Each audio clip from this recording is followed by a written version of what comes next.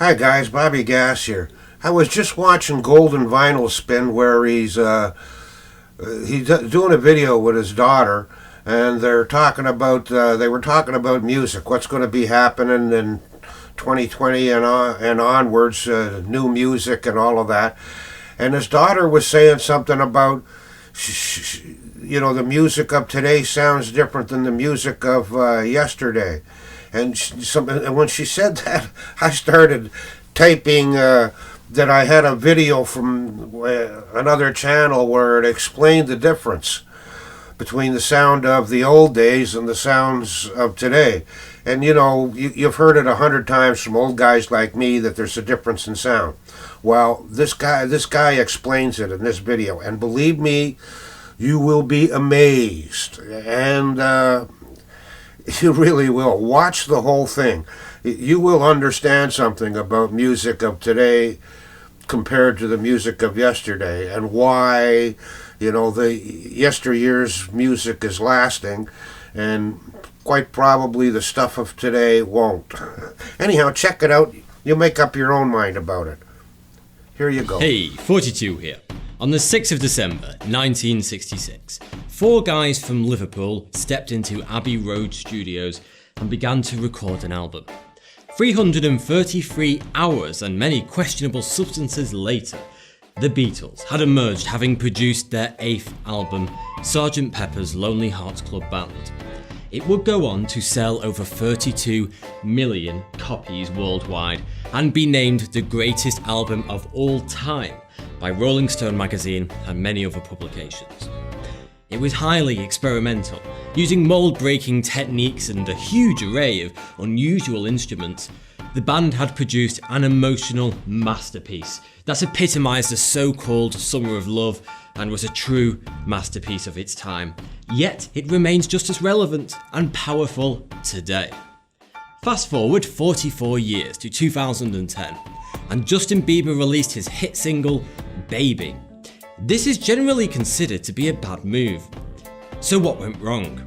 How did we go from Bob Dylan to Britney Spears, from Led Zeppelin to Lady Gaga, and the Kinks to Katy Perry? But who am I to criticise the musical tastes of the vast majority of today's youth? Personally, my musical tastes are stuck in the middle of last century. But you may think that just makes me old-fashioned, stuck in the past, and I should probably move with the times. But here's the thing. There is far more to this than simple nostalgia, and when your parents keep telling you that the music died long ago, they may actually have a point, because it turns out that science agrees with them. Over the past 30 plus years, researchers have been studying how trends in music have evolved. And a recent study in 2012 by the Spanish National Research Council revealed that the suspicions of somewhat antiquated individuals, such as myself, are very true. Music is getting worse every year. The researchers took around 500,000 recordings from all genres of music from the period of 1955 to 2010, and they meticulously ran every single song through a set of complex algorithms.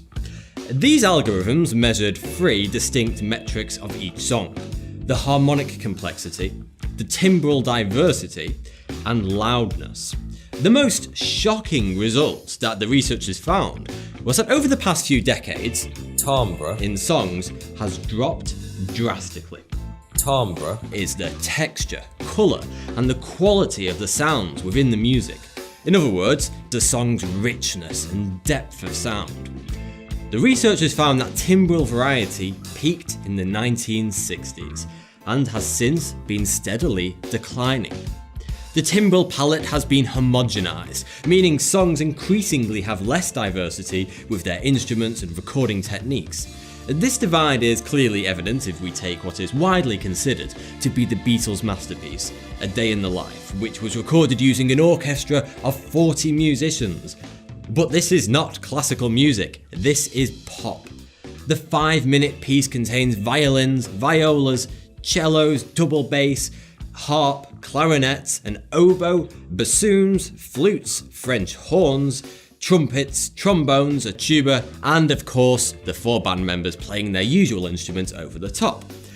In contrast, Robin Thicke's Blurred Lines uses mostly one instrument, a drum machine. And yes, this is a rather extreme example, a song known for its one-dimensional but punchy bassline, but it represents an overall trend with modern pop music that the researchers found within their data. Instead of experimenting with different musical techniques and instruments, the vast majority of pop today is built using the exact same combination of a keyboard, a drum machine, sampler, and computer software. This might be considered as progressive by some people, but in truth it sucks the creativity and originality out of music, making everything sound somewhat similar. Do you ever flick through the radio and think to yourself, all these songs sound the same? Well, what the researchers found is that the melodies, rhythms, and even the vocals of popular music have become more and more similar to each other since the 60s. One facet of this homogenization of popular music was pointed out by musical blogger Patrick Metzger. Metzger noticed that hundreds of pop artists were using the exact same sequence of notes, in which there's a shift from the 5th note in a scale to the 3rd note and then back to the 5th. This sequence of notes is usually accompanied by a vocal wah-oh pattern. Metzger named this the millennial whoop, and it sounds like this. Whoa, whoa, whoa, whoa. The millennial whoop can be found in hundreds of chart-topping pop songs created over the past few years, and its usage is becoming more frequent all the time. From Katy Perry's California Girls to Justin Bieber's Baby, literally every single major pop star today has included the millennial whoop in at least one of their songs. But why? Well, quite simply, familiarity. Our brain likes familiarity. The more we hear the same sounds, the more we enjoy them. The millennial whoop has become a powerful and predictable way to subconsciously say to the masses, hey, listen to this new song, it's really cool. But don't worry, you will like it because it's also really familiar. Because you've actually heard it hundreds of times before. And in this wildly unpredictable world, this makes us feel safe. Sticking to the same cookie-cutter formula comforts people, and that's important. But what about lyrics? Well, I'm afraid it's bad news there too. Another study examined the so-called lyric intelligence of hundreds of Billboard chart-topping songs over the past 10 years. They used different metrics, such as the Fleischer-Kincaid Readability Index, which indicates how difficult a piece of text is to understand and the quality of the writing. This was the result. Over the past 10 years, the average lyric intelligence has dropped by a full grade. Lyrics are also getting shorter and tend to repeat the same words more often. We've gone from the absolute poetic beauty of Bob Dylan and Morrissey to, well, this and this. What if I also told you that the vast majority of chart-topping music in the past 20 years was written by just 2 people? What do Britney Spears, Taylor Swift, Ellie Goulding, Robin Thicke, Jessie J, Justin Bieber, Katy Perry, Ariana Grande, Justin Timberlake, Maroon 5, Pink, Leona Lewis, Avril Lavigne, Christina Aguilera, Kesha, The Backstreet Boys, Westlife, NSYNC, Adam Lambert, and will.i.am all have in common? The answer: their songwriter. I'm not saying 100% of their songs, but a good chunk of all these artists' songs were written by the same Swedish man, a Mr. Max Martin. This one man is single-handedly responsible for over 24 number one singles and thousands of songs in the top 100 charts over the past decades. He has written universally recognizable tracks such as I Kissed a Girl, Baby One More Time, Since You Been Gone, California Girls, Shake It Off, and so many more. And if Max Martin didn't write it, then American singer-songwriter Lucas Gottwald most probably did. Known professionally as Dr. Luke, together with Max Martin, they account for the lyrics and melodies behind the vast majority of pop music today. You've likely never heard of them, and that is very intentional. These two men are the hidden pop factories behind virtually every single band that is played on the radio today, and probably every musical act you grew up with if you're under 30 years old. And you wondered why everything sounds the same. There are still popular chart-topping musicians that write the entirety of their own music today, but you have to look really, really hard. Research has also shown that the hook, the part of the song that really grabs us and pulls us in, is occurring sooner in modern songs and they happen more often. Researchers believe this is because when it comes to music, our attention spans have drastically shortened. Unless a song instantly grabs us, our brain tends to shut off and ignore it, often skipping to the next song. This shortened attention span is a trend amongst people that has only occurred in the past 10 years. And it's believed to have been caused by the instant access to millions of songs at our fingertips. It used to be the case that if you wanted to hear a song, you had to go out and buy that one single or album, take it home and play it.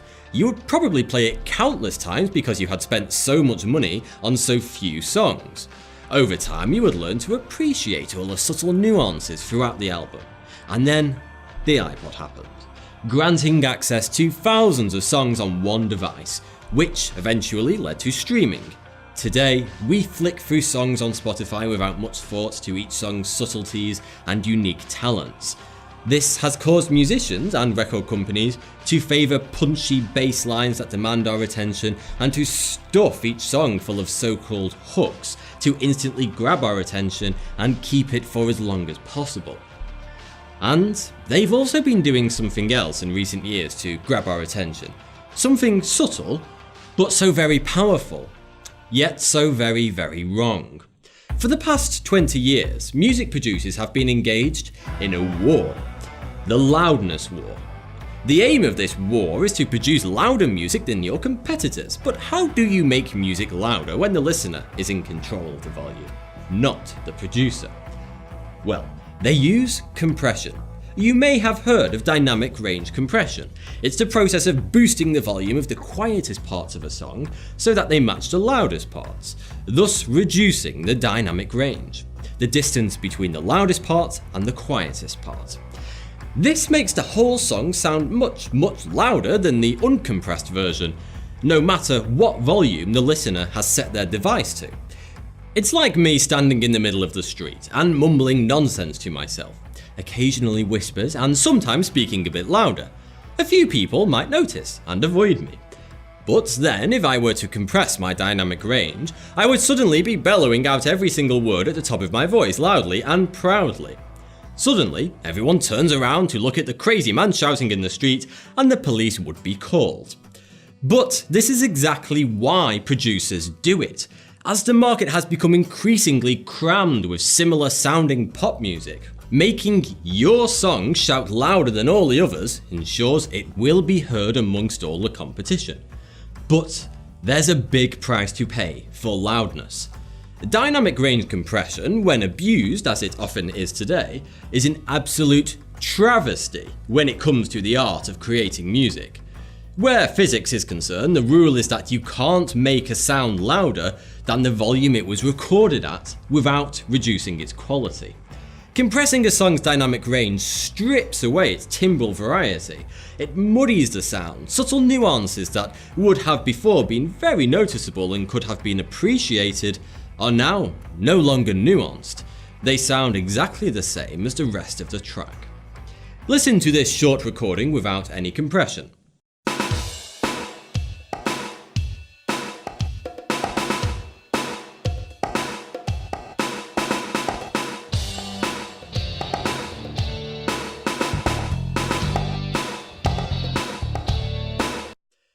Now hear what happens when the dynamic range is compressed to match that of modern pop music.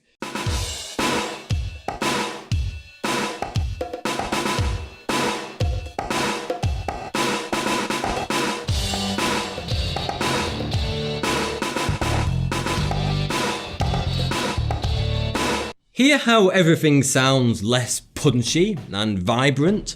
The drum beats stand out less. Everything just makes less of an impact.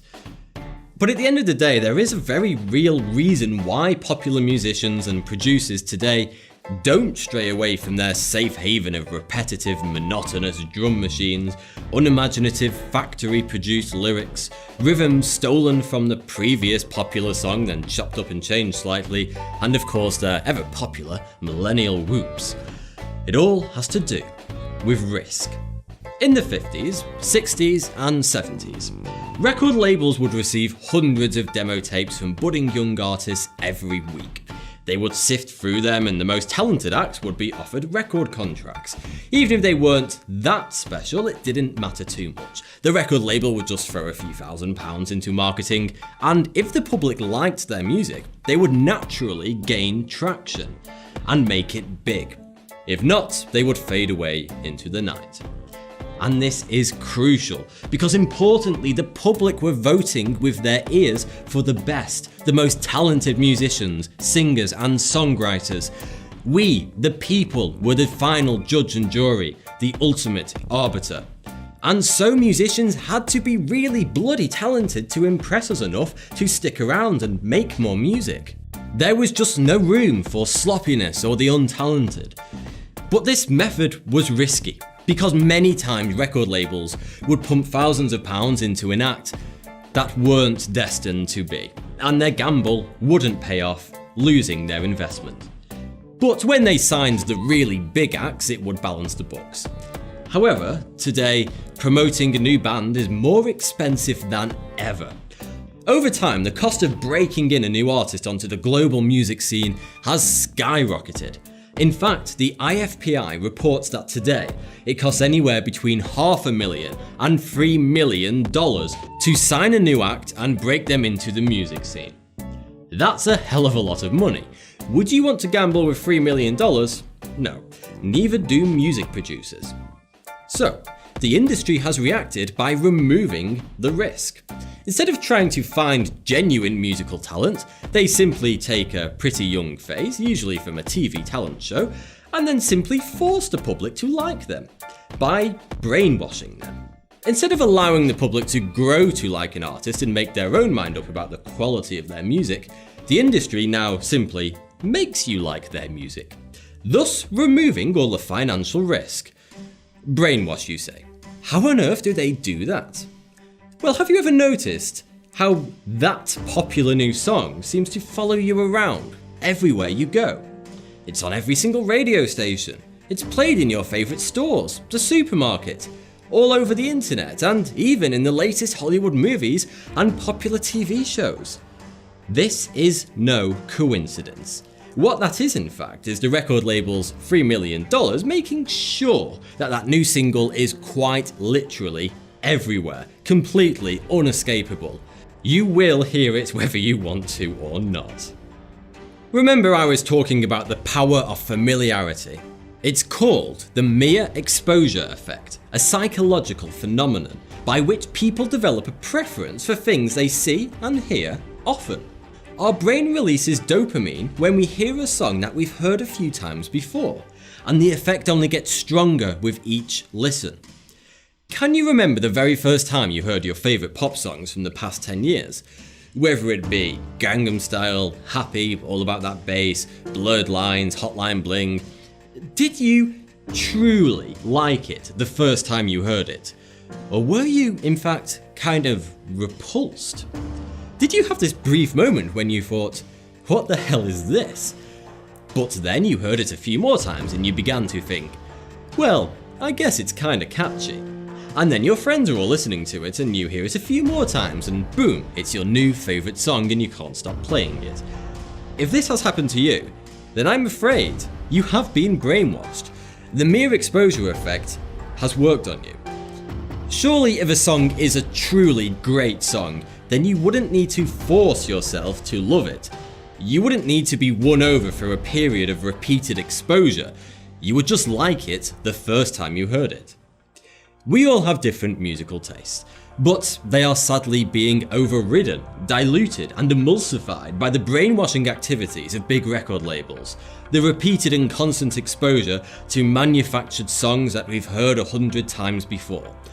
Don't get me wrong, there are many fantastically talented bands out there today. But in today's industry, virtually none of them will ever be signed because they are simply too risky to promote, because they don't fit the usual pop formula. They are different. But being different is important. You may be thinking, so what if I've been brainwashed? I enjoy contemporary popular music. And isn't that what's most important at the end of the day? Yes, of course. Music is an expression of your personality, and it should be enjoyed no matter what others think or say. But it's also really important to not let creativity and originality disappear. Music as an art form is dying. It's being replaced by music which is a disposable product designed to sell, but not to inspire. So we shouldn't be so complacent in allowing systematic, cold, factory-produced music to dominate, or else the beautiful, soulful and truly real music that we've all at some point loved and has been there with us through our darkest times and our happiest times could soon be a distant memory, never to be repeated. Thanks for watching. If you enjoyed this video, then please click here to support me on Patreon, which really helps out the channel, and you can get some cool rewards like early access to all my videos.